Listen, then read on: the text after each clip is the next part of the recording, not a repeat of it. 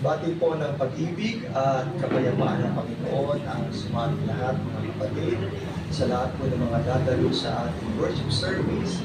Maligayang araw po ng pagkakatipon at binabati rin natin ang lahat ng ating mga panauhin na nakikipagkaisa po sa amin sa ganitong pagkakatipon. It's time uli mga kapatid, tayo po ay maturuan ng pagsasanay po ng paggawa ng mabuti o kabanalan.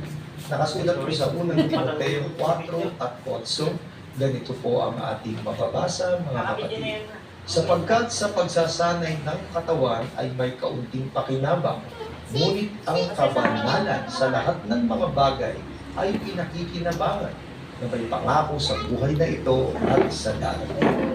Ngayong araw na ito, minsan pa tayo po tuturuan ng Panginoon at magsasanay po tayo sa paggawa ng kabanalan, mga kapatid. Dahil sa ganitong mga pagkakatipon, may mga aral tayo ng Diyos na ituturo sa atin para mailagay po natin sa practice. At yun naman po ay napakahalaga dahil kailangan natin mapagsanayan ng paggawa ng mabuti o kabanalan para hindi naman tayo manghimagod, mga kapatid. Naalala po natin ang itinuro sa atin ng ating mga nakaraang pagkakatipon. Basahin po natin sa Galacia, Kapitulo 6, 9 hanggang 10. Ganito naman po ang ating mababasa. At huwag tayong mga pagod sa paggawa ng mabuti o ng kabanalan, sapagkat sa kapanahunan ay magsisipag-ani tayo kung hindi tayo manghihimagod.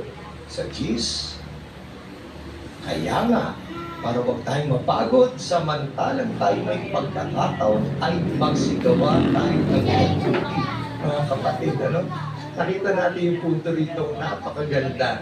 Para huwag tayong manghimagod sa paggawa ng mabuti, kailangan talaga ang practice.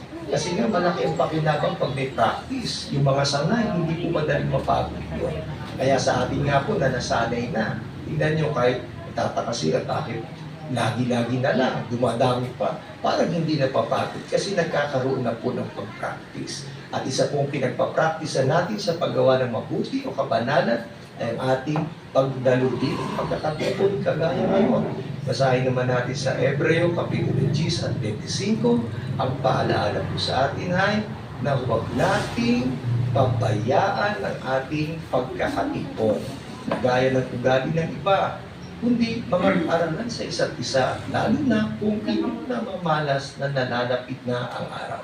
Huwag nating pabayaan, lagi nating pagsanayan, para huwag mapabayaan, gawin natin lagi. Tingnan niyo yung mga laging dumadalo po ng pagkakatipon, pag di nga po nakadalo, parang hinahanap-hanap na kasi sanay na po. Kaya sa ating mga kapatid, lalo na po sa mga bago, hinahikayat namin kayo, magsanay po tayo sa pagdalo, sa pakikinig, sa paggawa ng mabuti. Napakalaki po ng bentahin yan para sa ating mga kapatid. At isa po ngayon sa ating pagsasanayan, samantalang naghihintayan tayong magkakapatid, sabayan din natin ang pag-awit ng ilang mga bilang na ihahatid po sa atin ng mga kapatid. Pag-awit po, napakahalagang bahagi din ng ating pagkakatipon, kaya dapat i-practice din. Samantalang nag-iintayan, sige po mga kapatid, bago yan, pinabati ko na rin po kayo lahat mga kapatid. Happy Family Day sa ating gaganaping MCGI Family Day sa araw ng linggo. Samahan at kasiyanawa tayo. Samantala, sabay natin ang awit at bilang na ihatog sa ating po ng MCGI Choral, Teatro Cristiano, with MCGI Orchestra sa awiting Darating na si Jesus, Halina. Magandang araw po sa inyong lahat mga kapatid.